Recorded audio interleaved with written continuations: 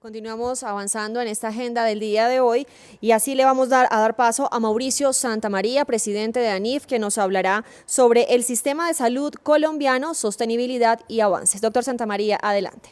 ¿Cómo están? Un placer estar acá. Eh, Antes que nada, antes de empezar, quiero mandar un saludo muy especial a la Andy y a la Cámara y agradecerles por esta invitación, especialmente a la doctora Ana María, que siempre confía en nuestros análisis y de verdad decirle a ella y a todos los que nos oyen que es un honor estar aquí y poder compartir con ustedes estos temas que vamos a tratar hoy.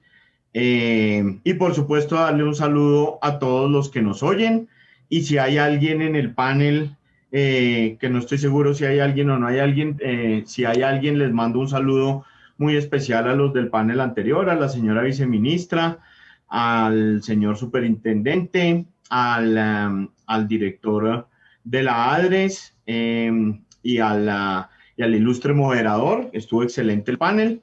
Entonces, un saludo para todos y entonces yo empiezo de una vez con mi presentación. Estos son los temas que vamos a tratar. Es una presentación, dijéramos, un poco larga que tiene bastante información. Voy a tratarla de hacer de la manera más ágil posible. Voy a empezar con una introducción, que de hecho fue la última pregunta que se hizo en el panel referente a la pandemia. Simplemente es una introducción de la pandemia y de algunos logros que ha tenido el sistema de salud para de pronto reforzar un poco lo que se dijo en el panel. Perdón, hay alguien hablando, me tienen muy confundido. Eh, lo que se dijo al final del panel sobre cómo el sistema ha respondido ante la pandemia y ante otros retos que ha tenido. Ahí también vamos a dejar en claro algunos retos importantes que tiene el sistema hacia futuro. En la segunda sección hablaremos sobre el tema central sobre el cual ha tratado nuestro estudio con el que estamos haciendo en conjunto con la Andy, que es un estudio de las finanzas del sistema y de la sostenibilidad futuro. Y entonces en la segunda y en la tercera sección vamos a hablar de esos dos temas, tanto desde el punto de vista de los retos que tiene el sistema en materia financiera, como de algunas propuestas que hacemos para superar esos retos. Entonces empecemos por decir pues unas cifras generales que todos ustedes pues creo que conocen bien, especialmente las de la izquierda. Ahí están los contagios desde que se registraron los primeros casos en Colombia.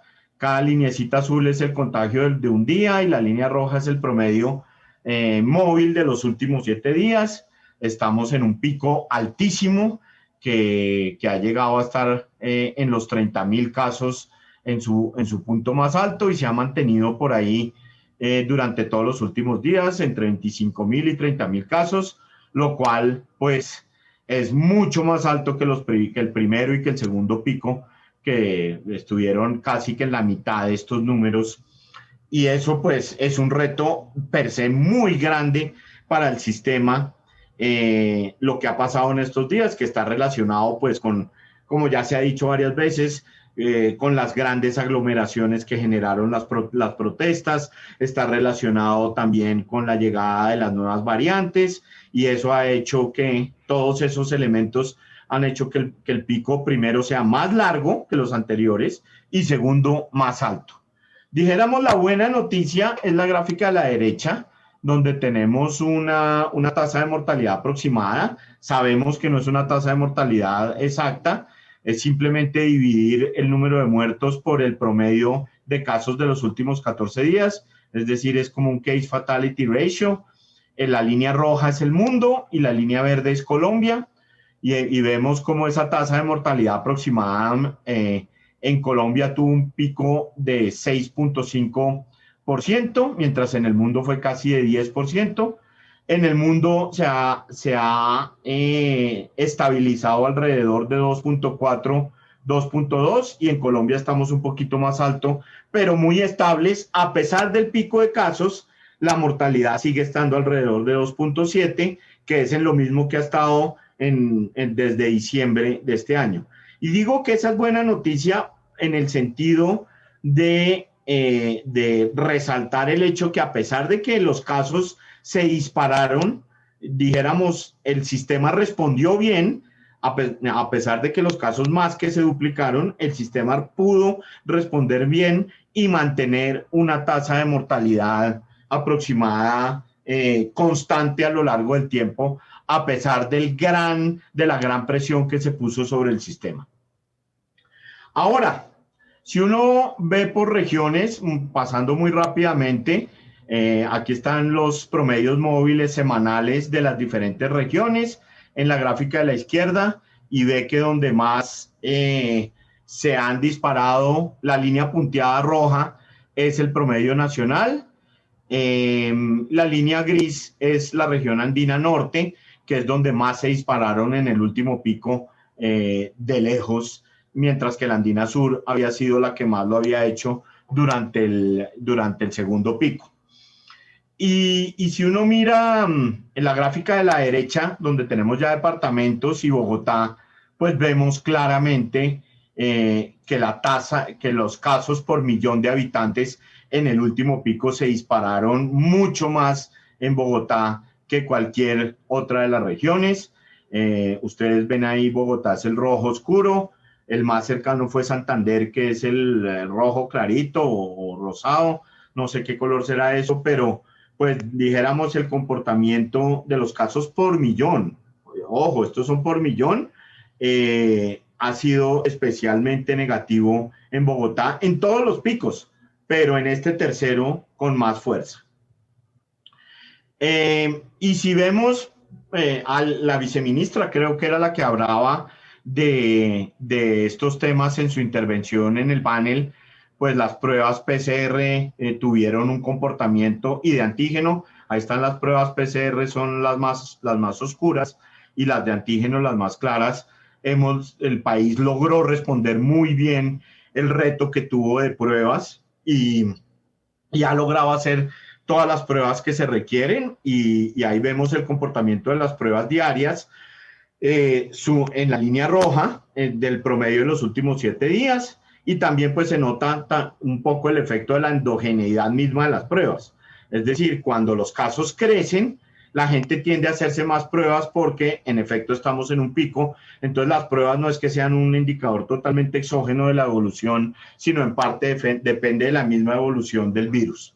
Y a la derecha, dijéramos, el gran logro fue con un esfuerzo fiscal cercano al billón de pesos, pasar de un nivel de cerca de 5.000 camas UCI a cerca de 13.000 entre febrero y junio, que eso es un esfuerzo realmente monumental y que realmente ha hecho que el sistema pueda responder de manera adecuada al gran reto que ha sido esto. Y la vacunación, contrario a lo que mucha gente dice, ha mostrado un comportamiento excelente también. La gráfica a la izquierda muestra el promedio semanal de vacunas que se ha puesto desde el inicio de la vacunación, y vemos que empezamos como con 10.000 vacunas diarias por allá en la primera semana, y hoy estamos en niveles cercanos a las 260.000 vacunas diarias, que es un logro muy grande en promedio. Y eso ha hecho, si ustedes se fijan en la gráfica de la derecha, que al principio del proceso de vacunación nos tomaba 30 días aplicar 1 millón de vacunas. Eso se redujo a 14 en la segunda semana y se siguió reduciendo, y hoy estamos cada 5 días más o menos, un poquito menos de 5 días, poniendo 1 millón de vacunas. Y eso, a mí personalmente, desde el punto de vista del sistema de salud y de la economía, me da mucha esperanza que dijéramos en un lapso de tiempo cercano, que puede ser a final del segundo semestre, tipo octubre, noviembre, ya estaremos con un nivel de inmunidad importante en el país que le permita a la economía seguirse recuperando, como lo ha hecho o como lo hizo en abril. Desafortunadamente en mayo tuvimos problemas adicionales con las protestas que van a hacer que la recuperación pierda un poco de ritmo, pero este tema de la vacunación nos va a ayudar mucho con la recuperación durante el segundo semestre. Esto pues ya lo dijeron, aquí están las vacunas que se han adquirido, las que se han aplicado, y por laboratorio, simplemente un tema informativo. Pero lo que sí es más de fondo es si las vacunas han tenido un impacto o no, y estas gráficas que vemos aquí muestran en principio que sí. Fíjense, la gráfica de la izquierda muestra dentro del total de los muertos desde que se empezó a vacunar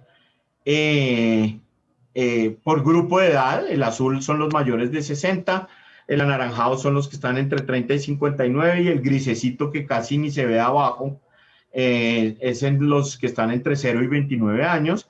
¿Qué porcentaje de los muertos representan? Y es claro que desde que empezó la vacunación, que es donde está la línea vertical ahí en el eje horizontal, cada vez son menos porcentualmente los miembros de los grupos que se están vacunando o que se han vacunado de manera masiva, que son los de 60 y más años.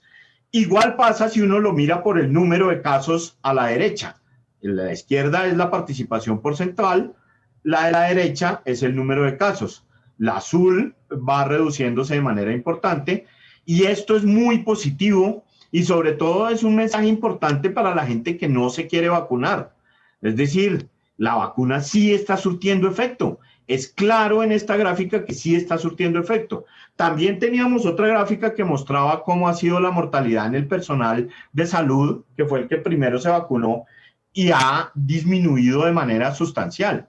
Es decir, estas gráficas nos ayudan al optimismo en ese sentido. Entonces, en medio de todo esto, de este tema que le ha puesto una presión al sistema muy dura, vamos a hablar un poquito de algunas fortalezas y retos antes de pasar al tema central del estudio. Esto lo mencionaba ahorita los panelistas, creo que todos lo mencionaron, pero especialmente el director de la ADRES fue muy específico en esto.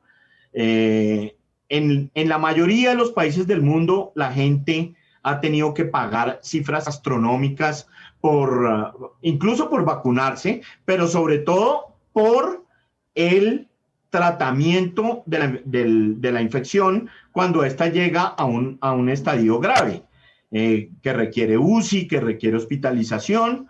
Esto no ha pasado en Colombia, es decir, en Colombia no tenemos, como se decía en el panel, ni una sola queja de una persona que haya dicho que le tocó pagar por estar en la UCI 30 días, que al sistema pues eso le cuesta bastante.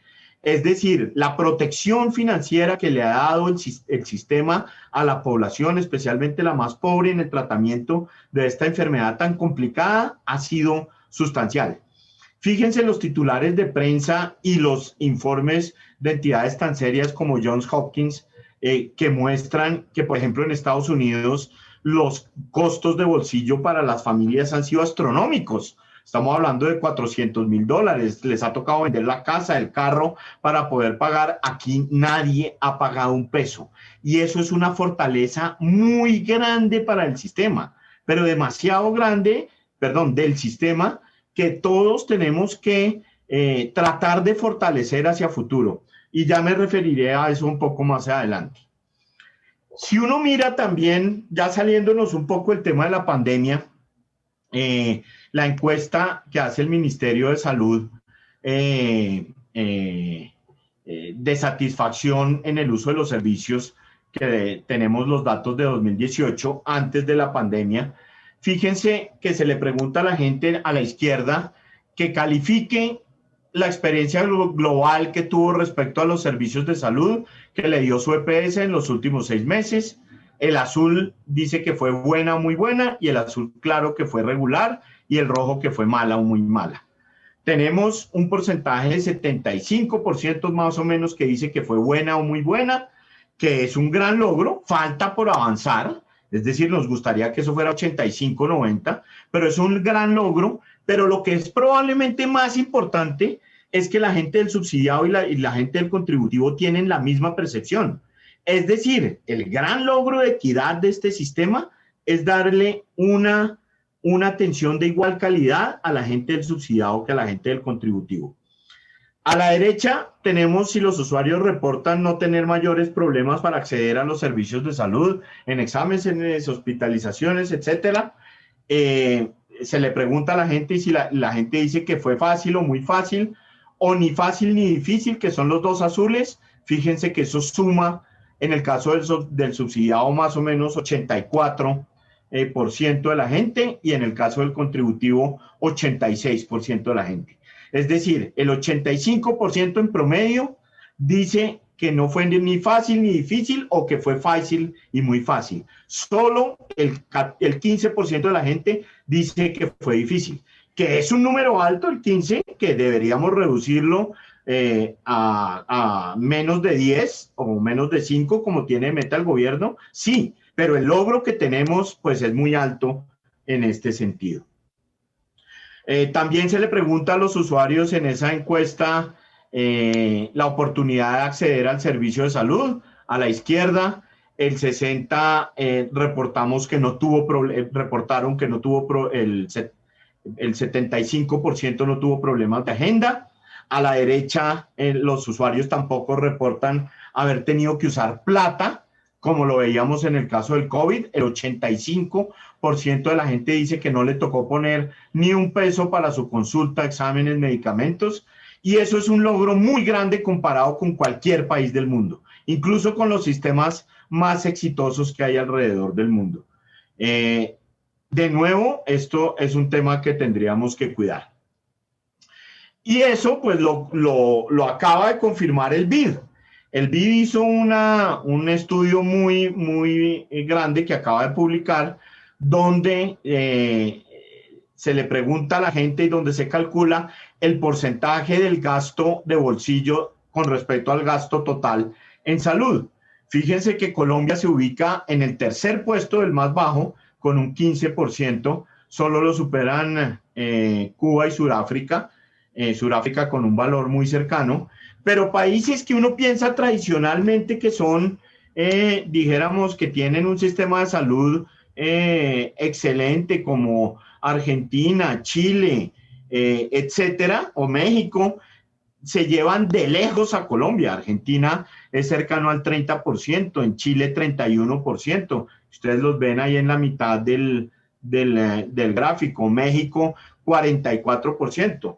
El promedio de América Latina, como ustedes lo ven ahí, es cercano al 30%, y el promedio de los países desarrollados es el 20%, los que están en la OECD, superior al de Colombia. Es decir, la protección al bolsillo cuando hay casos de salud es muy exitosa en Colombia. De hecho, como anécdota, fíjense que el que más tiene que pagar es Venezuela. Es decir, los habitantes de Venezuela no solo enfrentan escasez de medicamentos, sino que cuando se enferman les toca pagar el 65% de su cuenta, lo cual es una paradoja bastante grande en un sistema que se dice que trabaja para atender el bienestar, especialmente de los más pobres.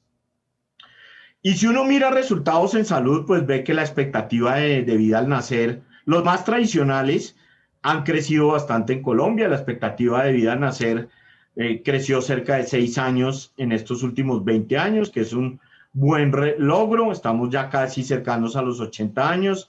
La mortalidad prematura en adultos menores de 70 años por enfermedades no transmisibles, como por ejemplo el cáncer, se ha reducido sustancialmente, de cerca de 45% a 35%. La mortalidad infantil también ha caído mucho, a pesar de que sigue en un nivel alto, ha pasado por 20 de cada 1.000 nacidos a cerca de 12, y la mortalidad materna por cada 100.000 nacidos vivos se redujo de un nivel de cercano a 100 a un nivel cercano a 80 hoy.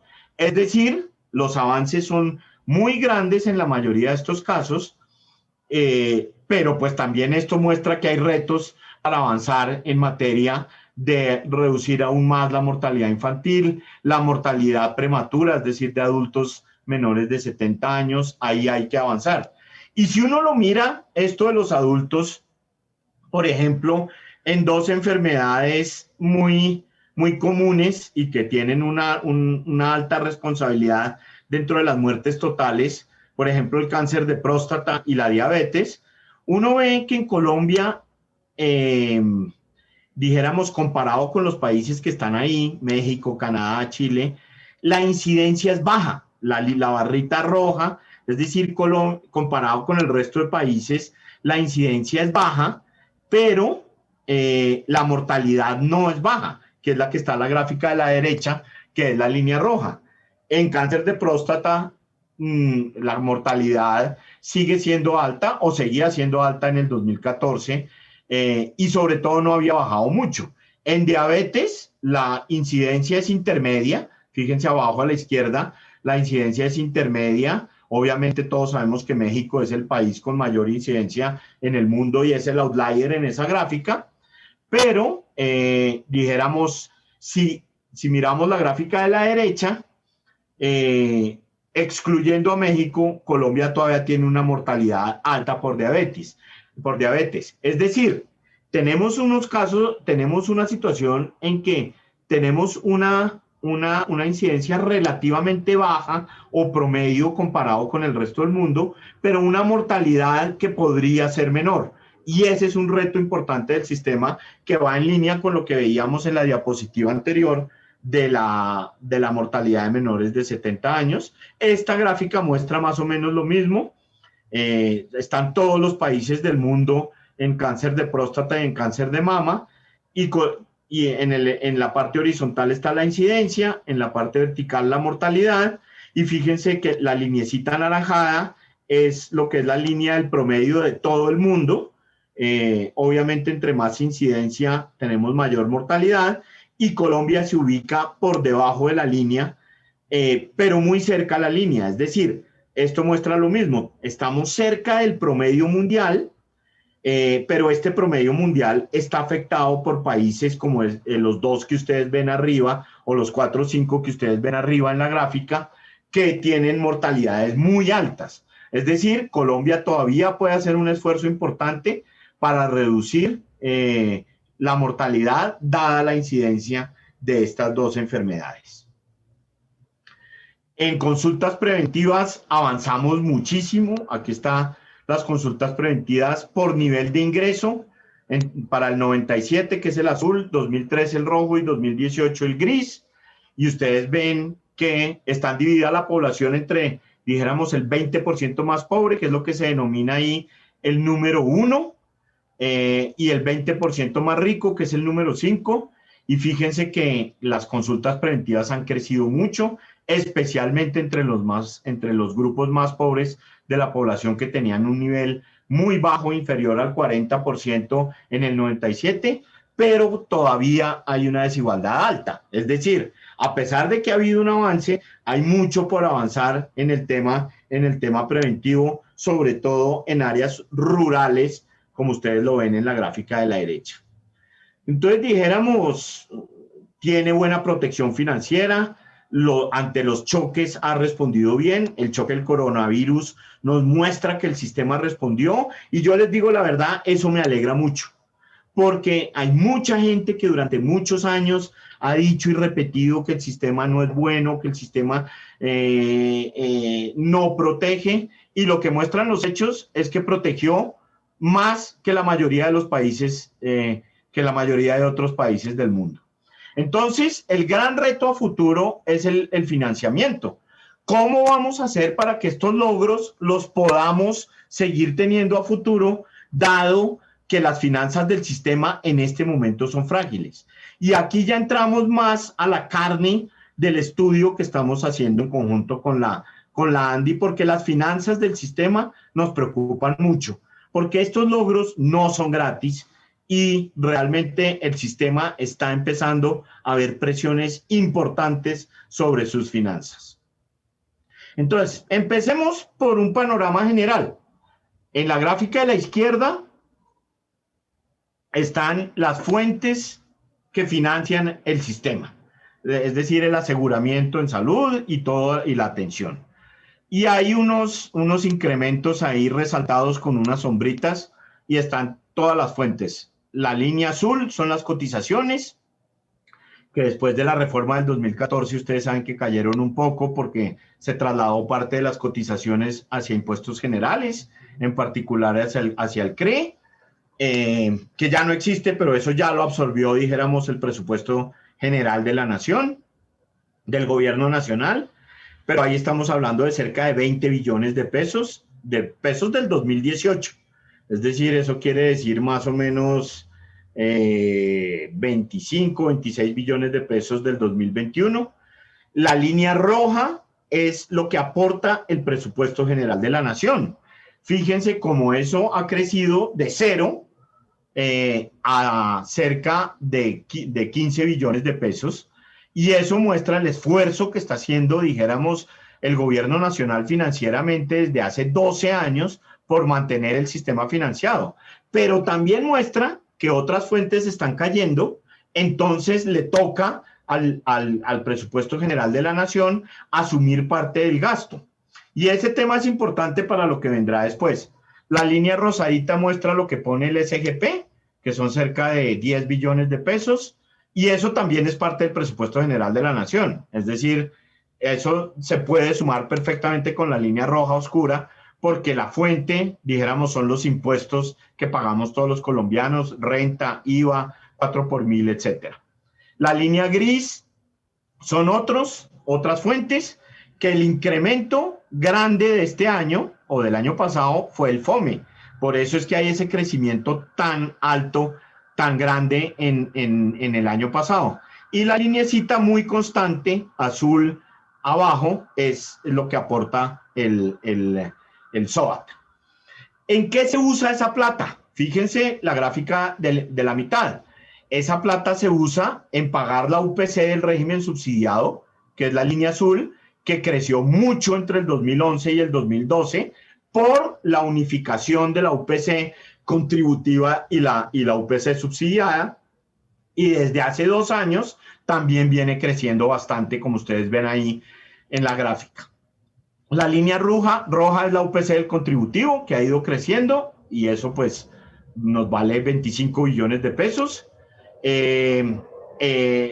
Los temas no UPC, es decir, los recobros, son la línea azul clarita, y eso está por el orden de los 4 billones de pesos, algo así. Y otros usos, pues es la línea roja aún más oscura, que es la que está creciendo en el último año, obviamente debido a lo que se tuvo que poner para la pandemia. ¿Qué es preocupante? Que si uno mira el balance entre fuentes y usos que está en la gráfica de la derecha, estábamos en una situación muy holgada hasta 2015 y la cosa se nos apretó. Fíjese que ya estamos desde 2016, 2017 más o menos, los ingresos de recursos son prácticamente iguales a los usos de los recursos, y esos usos van a seguir creciendo. Es decir, el sistema de salud no va a reducir el gasto. Y ahí es donde nosotros encontramos un reto muy importante. Obviamente todo esto se vio complicado por el esfuerzo fiscal que se tuvo que hacer para financiar la pandemia. Vean, ahí están en la gráfica, en el pie de la izquierda están los usos del fondo que se creó para atender la pandemia. El pedazo gris es la protección al empleo y la actividad económica. El pedazo rojo son las transferencias a los hogares, que fueron del orden de 14 billones de pesos. Y el pedazo azul es lo que se dedicó a salud. Estamos hablando de 16 billones de pesos adicionales que se gastaron como ustedes lo ven en el pie de la derecha, en vacunas, en la estrategia PRAS, en aseguramiento adicional, en ampliación de la oferta, es decir, más camas UCI, más camas de cuidado intermedio, y en otra serie de usos que ustedes ven ahí, elementos de bioseguridad, etcétera. Estamos hablando de 16 billones de pesos, 1,5 puntos del PIB que entró de gasto adicional a complicar más aún el problema ya complicado que vimos en la diapositiva anterior. ¿Qué ha pasado con el gasto? A la izquierda, ¿por qué el gasto ha crecido tanto? Esto no es porque hay burocracia o porque, o sea, obviamente hay temas que requieren mayor eficiencia, ya lo veremos más adelante entre nuestras propuestas que estamos diciendo, y ahí se pueden hacer muchas cosas, pero también hay elementos, también no, la mayor parte son elementos verdaderos que han sido un choque de gasto importante para el sector. La igualación del plan de beneficios, que ya se los mostré, el impacto que tuvo entre el 2011 y el 2012, hizo que el gasto en el subsidiado creciera mucho y al mismo tiempo hubo una mayor participación del régimen subsidiado. Es decir, la cobertura del régimen subsidiado aumentó mucho. Entonces ahí tenemos un doble efecto, porque al mismo tiempo tocó pagar más, pero por más personas, ¿sí? Es decir, más plata por más personas, hay un doble efecto que va directo al gasto. Hay una intervención creciente durante el 2006 o 2007 hasta el 2018, 2017 del sector judicial, que ha hecho que el gasto se incremente de manera sustancial. Hay esquemas de contratación que no son buenos en el sistema y han hecho que el gasto crezca más allá de lo deseado. La gran falla del sistema es la prevención. No hemos logrado en los 28 años que lleva este sistema funcionando, desde el 93, que la prevención realmente sea un factor central dentro de todo el funcionamiento del sistema, y eso hace pues que gastemos más en curar la enfermedad de lo que probablemente podríamos estar gastando. El sexto punto es muy importante. El incremento de la frecuencia en la demanda de servicios ha sido sustancial. Para algunos casos ha sido del orden del 50% anual, que es una barbaridad. Y eso habla del éxito del sistema. Es decir, que la gente demande más quiere decir que la gente confía más en el sistema y la demanda ha crecido en algunos servicios de manera desbordada, y eso ha hecho que el gasto, pues por supuesto, crezca. Y por supuesto, el envejecimiento de la población y el cambio tecnológico han hecho que el gasto también crezca, y ya veremos la participación de cada uno de esos. ¿Qué nos espera hacia futuro?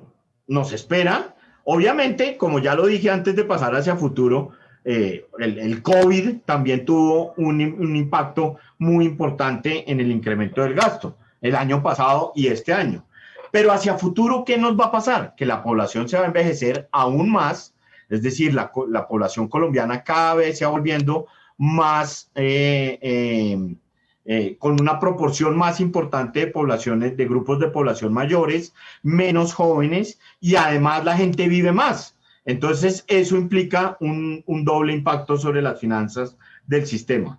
El cambio tecnológico va a seguir, es decir, ¿esto qué quiere decir? Que cada vez entran más medicamentos que se necesitan, y el cambio tecnológico es muy rápido y son medicamentos eficaces contra enfermedades que a todos nos atemorizan, como el cáncer, como la diabetes, etcétera, el Alzheimer, y eso pues hace que el gasto se vaya incrementando más y más.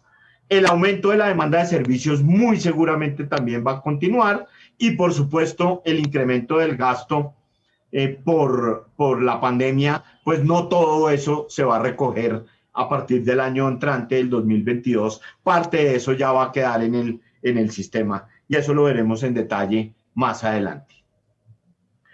Fíjense lo que ha sido el crecimiento de la UPC del régimen subsidiado a la izquierda, que recoge todo lo que veíamos en la diapositiva anterior.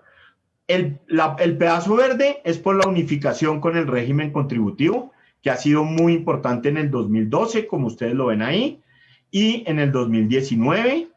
El pedazo azul claro por actualización de la UPC, y el pedazo azul oscuro por el aumento, dijéramos, necesario para mantener la continuidad de la prestación del servicio.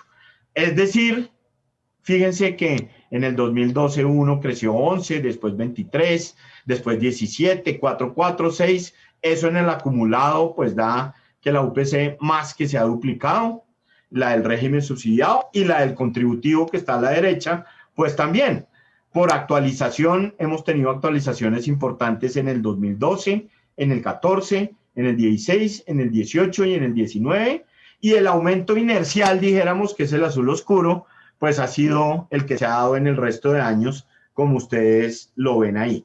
Es decir, este aumento anual en las UPCs, tanto subsidiada, contributivo, recoge los elementos que veíamos en la diapositiva anterior y hacen que el gasto en salud vaya creciendo como lo ha hecho en los últimos años. Ahora, nosotros, en conjunto con la ANDI, en este estudio, desarrollamos un modelo que ya les mostraré los resultados agregados. A 2035, ¿qué va a pasar con la UPC del subsidiado y qué va a pasar con la UPC del contributivo? Y los resultados pues son impresionantes. Teniendo en cuenta el envejecimiento de la población, el cambio tecnológico, el aumento en la demanda. ¿Qué vemos? Que a 2025 la UPC del subsidiado puede crecer 33%, la del contributivo también 33%, y al 2035 más que se van a duplicar las dos. ¿De dónde viene el gran incremento? Viene del pedazo gris, que es el aumento en la demanda. Y eso que estamos siendo un poco conservadores con el aumento en la demanda. El otro, dijéramos, los otros dos componentes, es decir, que son los rojos, que son el envejecimiento de la población y el costo y el cambio tecnológico, aportan cerca de 50 puntos al crecimiento porcentual al 2035 en el subsidiado y de 40 puntos en el contributivo. Es decir, el incremento de la demanda es la gran fuente de crecimiento del gasto y por eso es importante tomar medidas que, dijéramos, vayan dirigidas al tema de la demanda. Y eso lo veremos más adelante en detalle en las propuestas que vamos a hacer. Este es el resultado agregado del modelo. Fíjense que esto es un tema que no es menor. Es decir, hoy el gasto en salud está en cerca de 6 puntos del PIB, como ustedes lo ven ahí, muy clarito. Y nuestro modelo, que es un modelo, o sea, es detallado, incluye todas las variables que uno puede tener de información, nos muestra que en un escenario muy optimista llegaríamos a casi 8 puntos del PIB en el 2035, pero en un escenario realista llegaríamos a 10 puntos del PIB. Es decir, 4 más de los que tenemos hoy. 4 puntos del PIB adicionales de gasto que de alguna manera tenemos que financiar. Y eso no hay manera, dijéramos, de hacerle el quite. Es decir, la gente va a demandar más servicios de salud. La gente va a seguir envejeciéndose. La gente va a vivir más. Es decir, no hay que uno diga realmente algo grande que le puede decir a uno en el futuro va a haber menos gasto en salud. No lo hay. Es decir, esto es una realidad. Puede que estemos en algún lugar entre este 7.7 y este 9.9, que estemos en 8, en 8.5, algo de ese estilo. Y obviamente, si la economía crece bastante, pues el mismo PIB nos va a ayudar a que esto se financie, dijéramos, de una manera más sana. Y además, pues por un efecto puramente matemático, el porcentaje del PIB se va a reducir. Es decir, lo primero que quiero decir es que el mismo PIB hay que crecer bastante para que podamos absorber de mejor manera este incremento del gasto que se viene. Pero obviamente el crecimiento no va a ser suficiente, aunque sí necesario. Si la economía no crece, no vamos a poder financiar este incremento. Entonces, ¿qué tenemos que hacer más allá del crecimiento? Pues tenemos algunas fuentes importantes. Ustedes lo ven a la izquierda. Hoy pues tenemos el presupuesto general de la nación, las cotizaciones, lo que antes era el CRE, el SOAT, las cajas de compensación, las entidades territoriales y por supuesto el SGP, el Sistema General de Participaciones, que como les digo es parte o es adicional al presupuesto general de la Nación, porque eso también sale del presupuesto general de la Nación. ¿En qué se gasta eso? Ya lo dijimos, en el aseguramiento subsidiado, en el contributivo, en los presupuestos máximos que ha implementado este gobierno, en prestación de servicios a población no asegurada, en temas de salud pública, es decir, de promoción y prevención, y en eventos catastróficos. Ahí pues los pagadores son las EPS en los de arriba y en los de abajo las entidades territoriales. El agente prestador es la IPS pública o privada y los hogares son los beneficiarios. Entonces con este esquema es que nosotros vamos a hacer unas propuestas que son, dijéramos, las centrales de la sección entrante. Ahora, fuera de ese tema del modelo que veíamos, que vamos a llegar a 10 puntos del PIB, etcétera, pues tenemos unos temas que todos sabemos que están ahí colgando como la espada de Damocles sobre nuestra cabeza. Es decir, tenemos un desbalance, por ejemplo, un desbalance acumulado de recobros del orden de 7.4 billones de pesos, que es la diferencia entre lo que se ha pagado y lo que no se ha pagado, entre lo que se ha facturado y lo que se ha pagado. No todo eso es deuda de verdadera, eso lo sabemos todos los que hemos pasado por el sector salud, hay cosas de esas que nunca se van a pagar, pero sin embargo ahí hay una deuda importante. Los acuerdos de pago que se hicieron dentro del acuerdo de punto final han sido un gran tema. Nos preocupa realmente que eso vaya más lento de lo que se había planeado al principio, y esperamos que eso, dijéramos, retome un poco más de ritmo, porque eso es fundamental para que el sistema, fuera del crecimiento que se nos viene a futuro, ahorita tenemos que estar bien y tenemos que empezar a sanear esas deudas de manera contundente. Es decir, y ahí, como ustedes ven, están algunas cifras que ya se han discutido en la parte roja de acuerdos de pago y en la parte azul de saneamiento del régimen contributivo, pero nuestro llamado es a que esto se le dé mayor contundencia. Este gobierno puso en funcionamiento el tema de los techos, que es más o menos, para ponerlo en palabras coloquiales, es más o menos una OPC chiquita que se le da, además de la OPC normal, a los aseguradores, para que ellos puedan costear lo que va por fuera del plan de beneficios. Y dijéramos, nuestra opinión de esto es que esto va en el camino correcto. Ustedes ven que ha habido reducciones en recobros de medicamentos, de productos cosméticos y aseos, en algunos casos también de aseguramiento en salud, pero dijéramos, esto puede tener consecuencias que no son las deseadas cuando se piensa en el esquema. En particular, el tema de techos, pues, dijéramos, como idea puede ser buena, pero veremos con los años esto cómo resulta, porque aquí hay un tema fundamental, y es que si a alguien le pudiera asegurar que con el techo va a cubrir todo, pues quedó tranquilo, ya todos estamos tranquilos, y perdón la redundancia, pero la realidad lo que ha mostrado es que esto puede volverse una UPC adicional y otra vez los recobros empezar a funcionar como lo han hecho a partir del 2023 y 2024, y que esto termine dando al traste con el mecanismo. Entonces, esto sin duda va a requerir de que se le haga un seguimiento importante, y además de que se complemente con otras medidas como las que vamos a hablar más adelante. Aquí vamos a hablar un poco de mecanismos de eficiencia y de nuevas fuentes, y aquí es donde entran nuestras propuestas, que es, dijéramos, el tema central de la presentación. ¿Qué tipos de propuestas tenemos? Acordémonos de dónde venimos. Venimos de un sistema que ha sido exitoso en muchas cosas, pero que tiene muchos riesgos. que hay que ajustarlo, como alguien dijo en el panel, los sistemas de salud en el mundo todos se van ajustando año a año y este no es una excepción. Tenemos que irlo ajustando y eso va a costar plata y además ya estamos en un punto donde la sostenibilidad financiera del sistema ya está, dijéramos, empezando a volverse un poco más débil.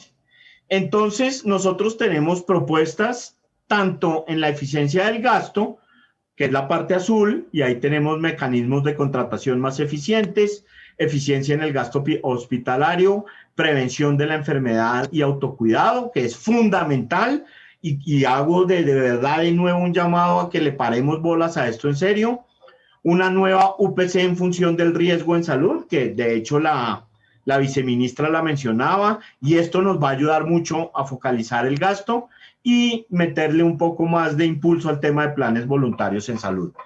Y en incremento de los ingresos, que es la parte verde, pues tenemos temas de cuotas moderadoras y copagos, que vamos a hablar de eso de manera importante, y el que va a terminar cerrando es el presupuesto general de la nación.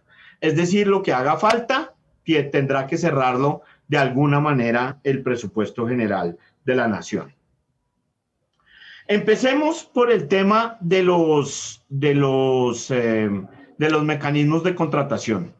EAFIT, por encargo de ANIF, hizo un excelente estudio de cómo la contratación por evento, dijéramos, no aporta nada bueno al sistema. Fíjense, por ejemplo, la gráfica de la izquierda.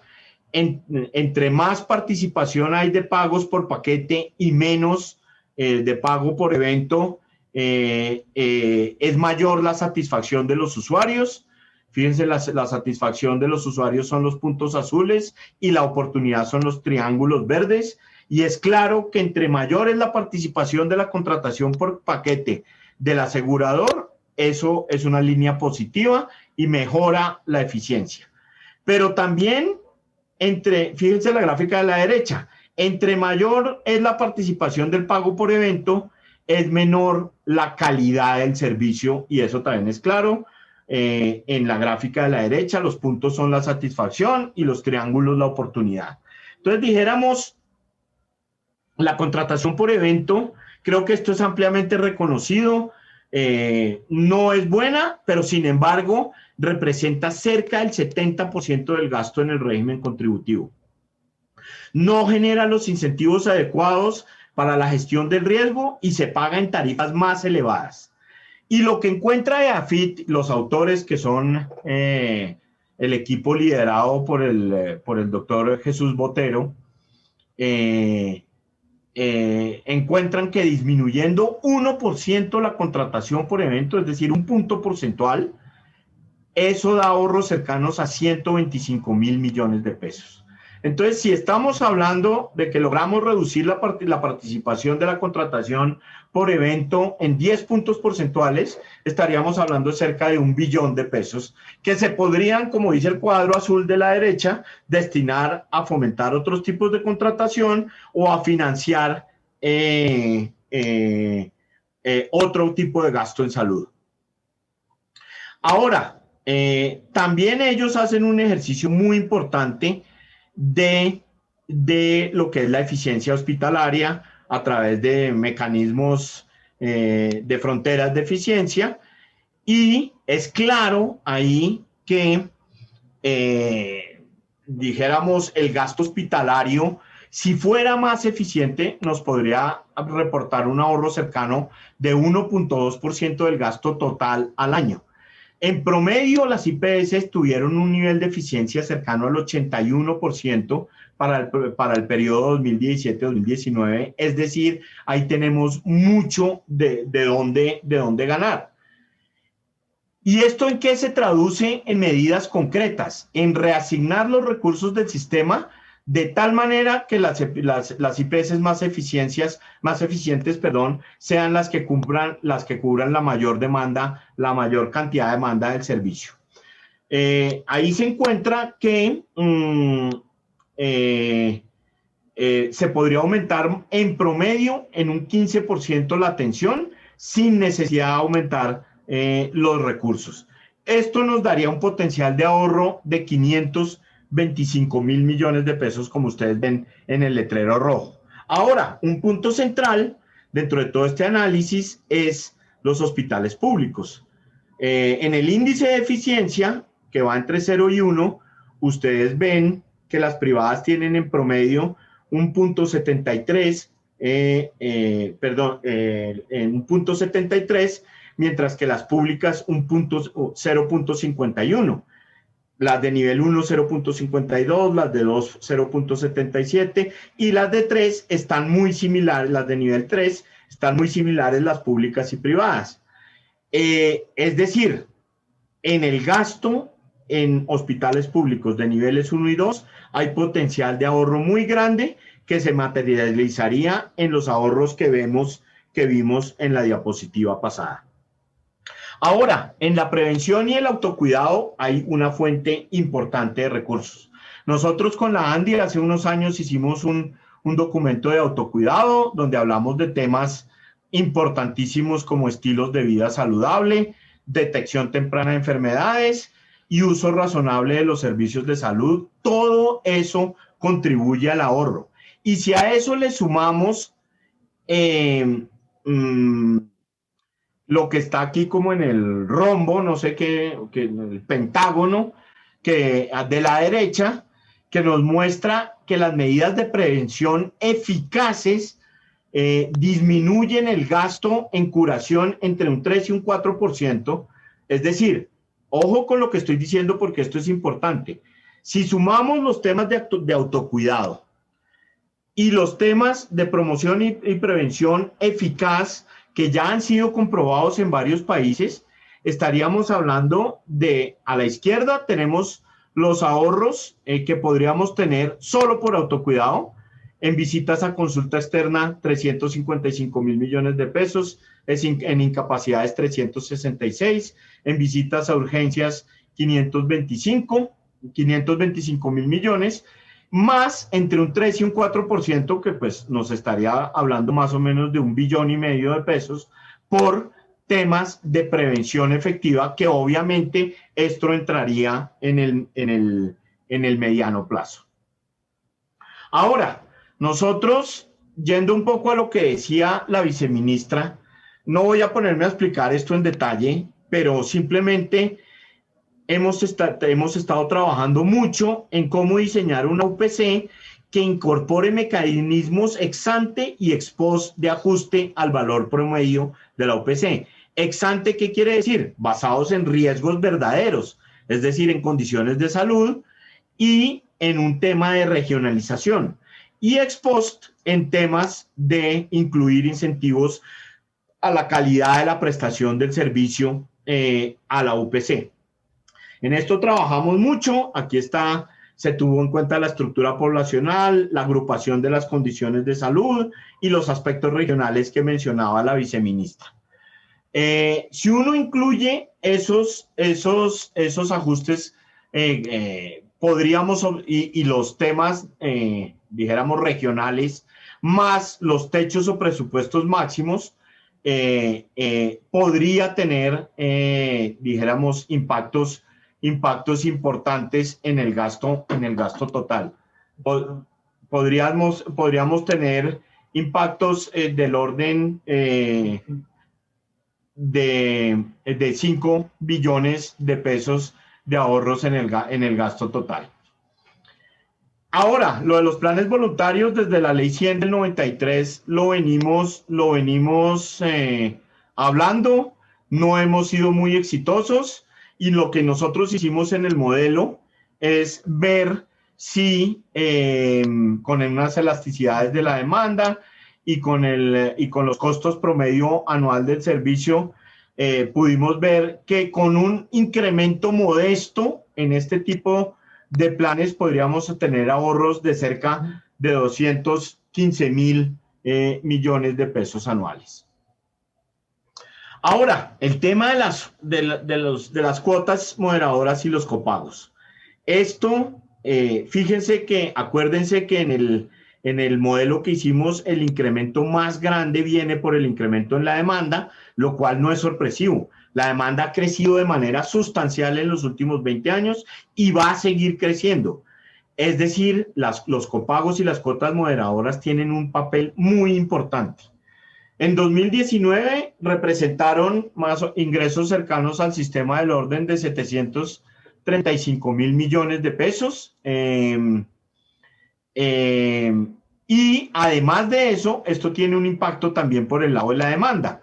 Nosotros calculamos que las cuotas moderadoras y los copagos tienen un rango de elasticidad que su punto medio es del orden de más o menos menos 1%, menos un punto, es decir, por cada aumento de un punto en las cuotas moderadoras, la demanda puede caer más o menos también un punto.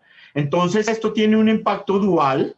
Si se incrementa el copago para las citas y consultas únicamente, es decir, los códigos 8901 y 8905, tendríamos ingresos superiores a 80.000 millones de pesos y un ahorro por el lado de la demanda del orden de 218.000 millones de pesos.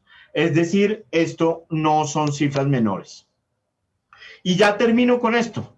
Lo que hicimos fue ver, mezclando todas estas medidas con un modelo, dijéramos, que se conoce como modelos de Monte Carlo,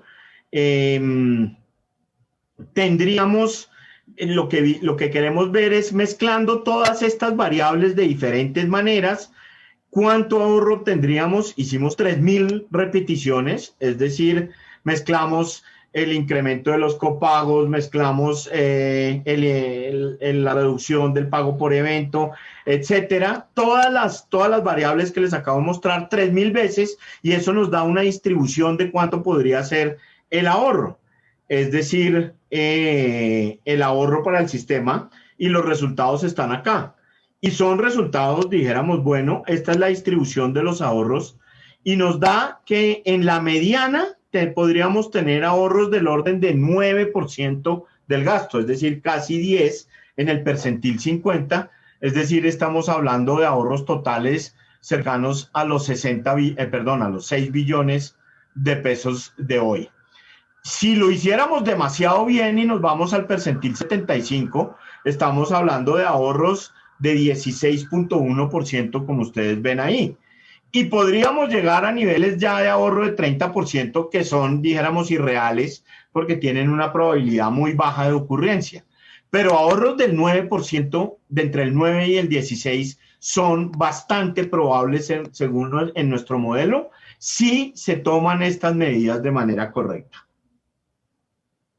Entonces, ¿a qué llegamos? Fíjense, en la gráfica a la izquierda está nuestra línea roja, la misma del modelo. ¿Y qué pasaría si no hacemos hacemos nada? Pues sería la línea punteadita roja, que es el escenario realista.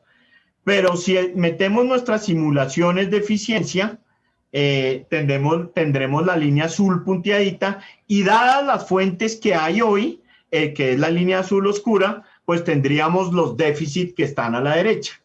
Fíjense el balance es la línea roja, que empezaría a ser pues bastante negativo el año entrante. Estaríamos hablando de medio punto del PIB, pero que se reduce a 0.2 del PIB si tomamos estas medidas. Y ese 0.2 del PIB es lo que tendría que llenar el presupuesto general de la nación.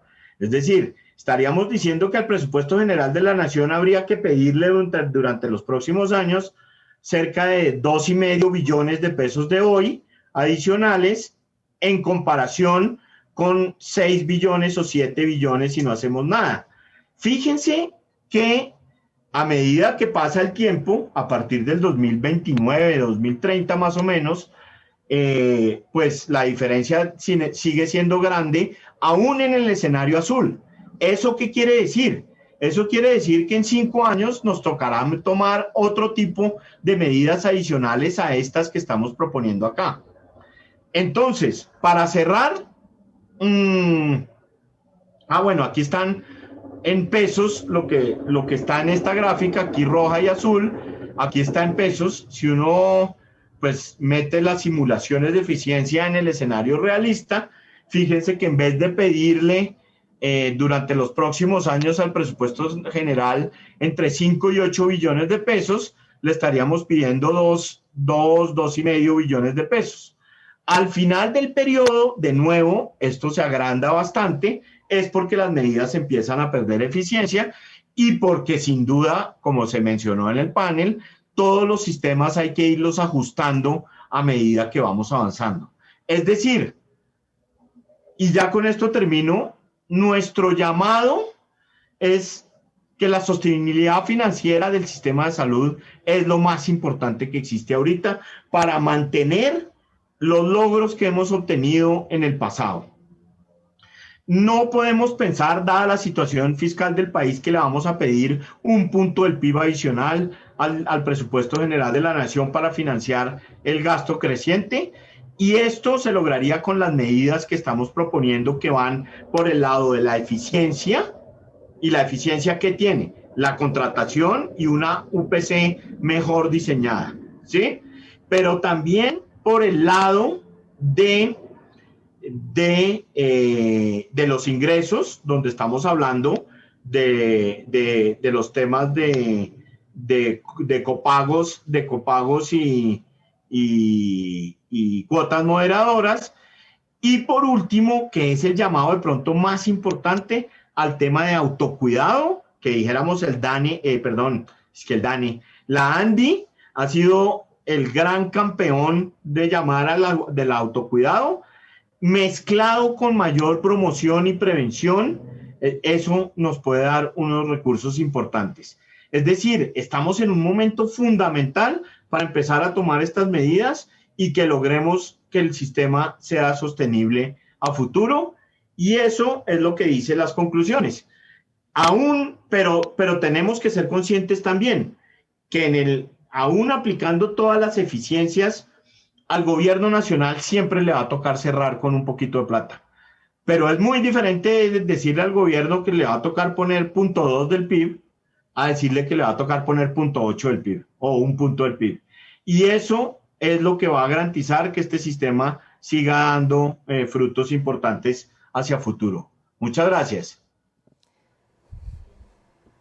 Muchas gracias a usted, doctor Santamaría. De esta manera damos por concluido, finalizado este primer día del Foro de la Salud y la versión 27 de este foro farmacéutico. Los esperamos mañana muy puntuales a las 9 de la mañana para continuar con nuestra agenda.